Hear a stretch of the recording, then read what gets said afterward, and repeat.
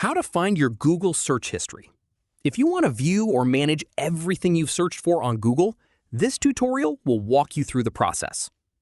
First, open your preferred web browser on your Mac. Next, go to myactivity.google.com and sign into your Google account if you're prompted. Once you're on the My Google Activity page, click Web and App Activity.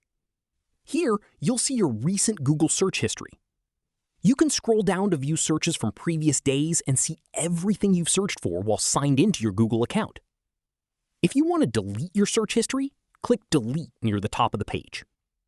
From here, you can choose to delete today, custom range, all time, or set up auto delete to automatically remove your search history after a selected period. Once you've made your choice, your changes will be saved automatically. So it's really as simple as that, guys. If you did find this video helpful, then let me know in the comments. Make sure to like the video and subscribe for more Google tutorials. And I'll see you in the next one.